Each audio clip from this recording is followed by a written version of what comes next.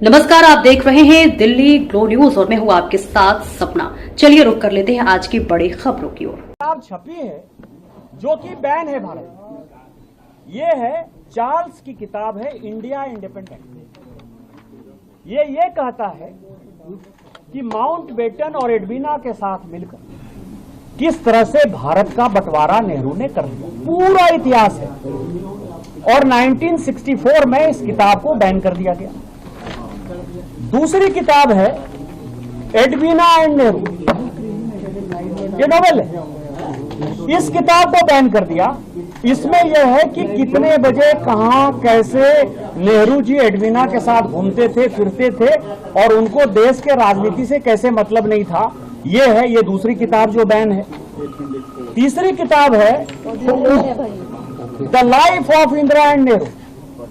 उनके अनैतिक संबंध किन किन लोगों से थे, कैसे थे और उसने देश के पॉलिसी को कैसे प्रभावित किया, किस तरह से केजीबी से पैसा लेते थे, ये सारी इस किताब में ही ये किताब बैन है।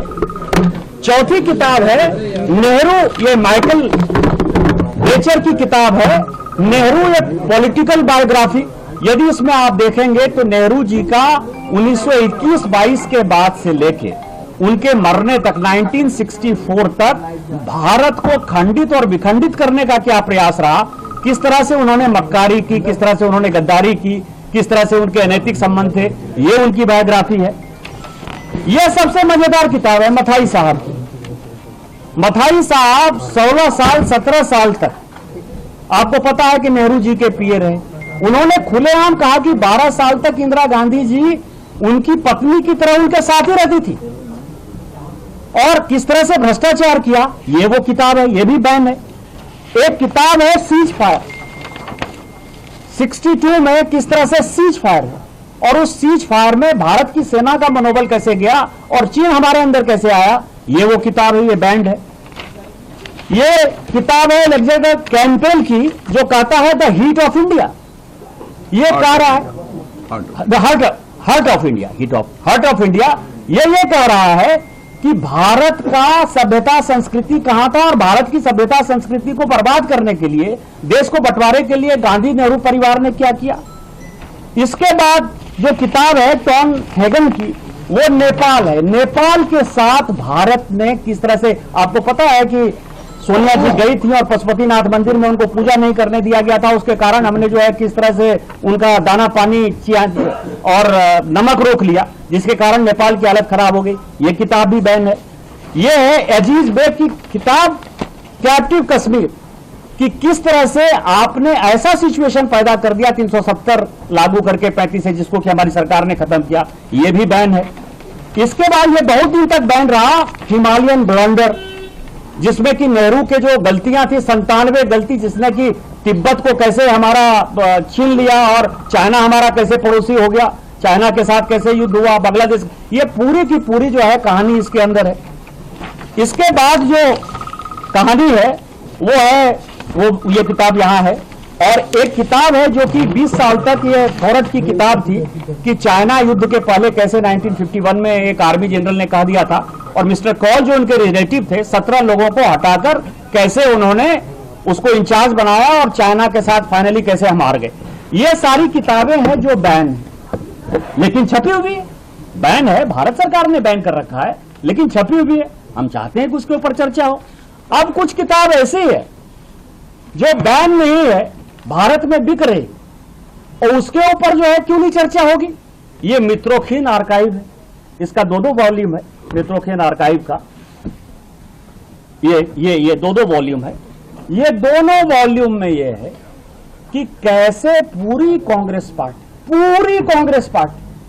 इंदिरा जी के साथ केजीबी के हाथों में बंधक थी, सीआईए से कैसे लिए जाते थे और चुनाव में किस तरह से पैसे लिए। ये मित्रोखीन आर्काइव के ऊपर जो है, मित्रोखीन बहुत बड़ा आदमी था, उसने किताब लिखी है, इसके ऊपर हम चाहते हैं चर्चा हो जाए।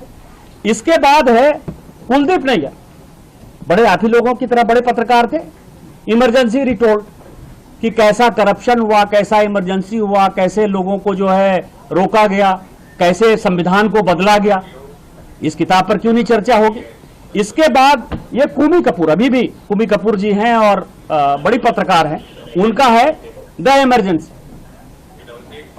ये सारे इतिहास ऐसे हैं जैसे लोकतंत्र को कैसे खत्म किया, लोकतंत्र का गला कैसे घोटा, पत्रकारिता को कैसे खत्म कर दिया, डेमोक्रेसी को कैसे खत्म किया।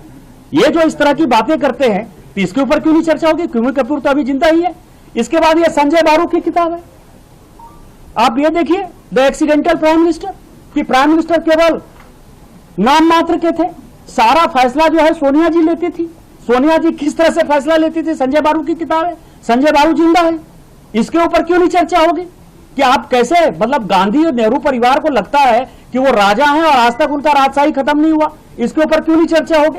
या द रेड साड़ी, यह किताब सोनिया जी के ऊपर, और यह किताब पहले बैन हो गया था लेकिन अब अवेलेबल है। यह हमने बुक स्टोर से खरीद कर ही लिया है कि 10 साल में किस तरह से करप्शन किया, किस तरह से बाहर पैसा डाला, किस तरह से व्यक्तिगत इटालियन लोगों के बिजनेसमैन के साथ रिलेशन थे। क्या इसके ऊपर चर्चा नहीं होनी चाहिए, रेड साड़ी के ऊपर? इसके बाद आप समझिए, यह दरबार तबलीन सिंह की किताब है, पूरा इंदिरा गांधी जी ने क्या किया, राजीव गांधी जी ने क्या किया, राहुल गांधी जी ने क्या किया, सोनिया गांधी जी ने क्या किया, क्या उस परिवार के ऊपर चर्चा नहीं होनी चाहिए? ये तबलीन सिंह जी की किताब है। ये किताब है चित्रा सुब्रमण्यम की, वो फोर्स गेट। आपको पता है कि इनकम टैक्स ने फाइनली कहा कि बिन चड्ढा ने पैसे लिए और उनसे इनकम टैक्स ने पैसे वापस लिए। 50 करोड़ रुपया उनका फ्लैट बेचकर इनकम टैक्स ने वापस लिया। पौत्रोची कौन था, पौत्रोची के साथ क्या रिलेशन थे? आपके बोल जाने से, टेक्निकल बातों से किस तरह से माधव सिंह सोलंकी ने बोफोर्स के केस को लिपापोती किया, ये पूरे इतिहास को पता है, पूरे देश को पता है। तो क्या बोफोर्स पर फिर से बात नहीं होनी चाहिए? चित्रा सुब्रमण्यम तो जिंदा है। इसके बाद यह शशि थरूर की खुद ही किताब है, द ग्रेट इंडिया नॉवल, खुद की किताब है। उन्हीं से पूछना चाहिए कि उन्होंने गांधी नेहरू परिवार के बारे में क्या कहा है। अभी तो प्रेजेंट सांसद हैं, उन्हीं की किताब के ऊपर हम चर्चा करना चाहते हैं, वो भी चर्चा नहीं कर रहा है। इसके बाद इंडिया ट्रस्ट विथ डेस्टिनी, ये जगदीश भगवती और अरविंद पनगरिया की किताब है कि किस तरह से 2004 से लेकर 14 तक पूरी इकोनॉमी को, पूरा का पूरा बैंकिंग सिस्टम खत्म हो गया। फोन ऑफ बैंकिंग होता था, देश का कैसे तमाशा बना दिया। कोई न IMF न वर्ल्ड बैंक हमको पैसा देने को तैयार नहीं थी, और वो किस तरह की घटना है, ये वो किताब है। इसके बाद किताब है Indira Gandhi trust with power, सारी चीजें हैं उनके पूरे। मैंने कई एक लोगों ने कहा कि अय्यासी मैंने शब्द बोल दिया, गलत शब्द बोल दिया। कैसे उनके अनैतिक संबंध थे और किस अनैतिक संबंध के कारण भारत के राजनीति पर क्या प्रभाव पड़ा, ये पूरा नयनतारा सहगल ने लिखा, उनकी बहुत क्लोज हुआ करती थी। इसके बाद ये किताब है इंडियाज फर्स्ट डिक्टेटरशिप, इमरजेंसी के बारे में 75। ये कोई इंडियन ने नहीं लिखा। अभी तो मैंने कुमी कपूर की बात की, कुलदीप नैयर की बात की, खुशवंत सिंह की बात की। ये तो मैंने, आप समझिए, क्रिस्टोफर जेफरीडी की किताब की बात कर रहा हूं कि बाहर से बैठकर आदमी क्या सोच रहा था इमरजेंसी के ऊपर। पूरा का पूरा, आज संविधान की बात करते हैं, संविधान की बात राहुल गांधी किताब ऐसे उछलाते हैं। पूरा का पूरा संविधान यदि बदल दिया, किसने बदला? 75 से 77 तक स्वर्ण सिंह की कमेटी बनी, और स्वर्ण सिंह की कमेटी ने आधे से ज्यादा कॉन्स्टिट्यूशनल प्रोविजन को पूरा खत्म कर दिया। क्या इसके ऊपर चर्चा नहीं होनी चाहिए कि बाबा साहब अंबेडकर ने गरीबों के लिए जो संविधान दिया था वो अमीरों के लिए दे दिया, राष्ट्रपति के पूरे अधिकार को खत्म कर दिया, पत्रकारों के सारे चीजों को खत्म कर दिया। आज जिस तरह से फैक्ट चेकिंग हो रहा है, ये सब तो उन्हीं का किया हुआ है ना। इसके बाद है Indian summer, the secret history of end of empire, ये एलेक्स ऑन चुंजमैन का किताब है। ये आप देखिए कि माउंटबेटन क्या है, एडविना क्या है, ये उन्होंने लिखा। कुछ इंडियन पब्लिशर ने लिखे हैं कि पूरा भारत और पाकिस्तान बना कैसे, देश को डिवाइड करने के पीछे किस तरह की राजनीति थी, किस तरह से आज जो है चाइना को हमारे साथ ला दिया, कौन सी मैकमोहन लाइन थी, पूरा का पूरा नॉर्थ ईस्ट जो है, कैसे बर्मा को हमने कैसे अलग करने का 1935-36 में फैसला कर लिया। ये सारी चीजें जो है इसमें, इस पर चर्चा नहीं करोगे आप। इसके बाद ये किताब है फॉली नॉरिमन की। फॉली नॉरिमन, आप ये समझिए कि उन्होंने बिफोर मेमोरी फेड्स, इन्होंने जो जितनी चीजों का जिक्र किया है कि नेहरू के साथ क्या हुआ, इंदिरा के साथ क्या हुआ, राजीव गांधी के साथ क्या हुआ, तो इस तरह की जो है सैकड़ों किताब है।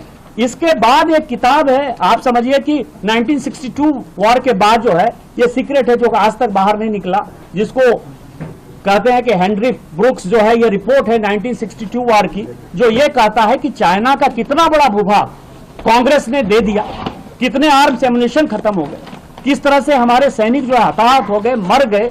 आज जो है लद्दाख की समस्या है, अरुणाचल की समस्या है, या पूरे नॉर्थ ईस्ट की समस्या है, किस तरह से नेहरू ने क्रिएट किया और अपने जुनून में किया।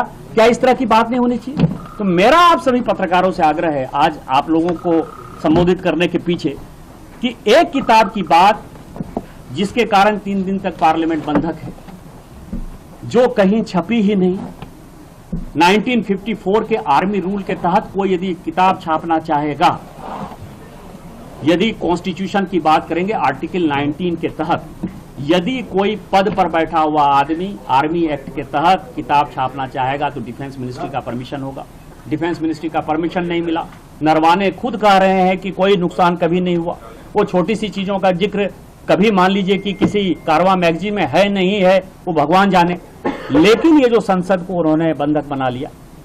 मेरा स्पीकर साहब से आग्रह है और यही मैंने आज पार्लियामेंट में कहा है कि आप जो छपी हुई किताब और जो सोशल मीडिया के दौर में, इलेक्ट्रॉनिक मीडिया के दौर में 2014 के पहले की जो कहानी है, जिससे कि देश का बहुत बड़ा वर्ग अनभिज्ञ है, उसको जानकारी नहीं है, उसके ऊपर पार्लियामेंट में आप चर्चा करा लीजिए। पार्लियामेंट में चर्चा हो जाएगी तो गांधी नेहरू परिवार का जो मक्कारी का, भ्रष्टाचार का, जो अनैतिक संबंधों का जो जखीरा है, जिसके कारण भारत आज भुगत रहा है पिछले 10-12 साल में माननीय प्रधानमंत्री जी के आने के बाद जो है हम विश्व गुरु बनने की स्थिति में हैं। आज चौथी इकोनॉमी है, तीसरी इकोनॉमी हो जाएंगे, लेकिन क्यों हम इतनी जल्दी आगे नहीं बढ़ पाए?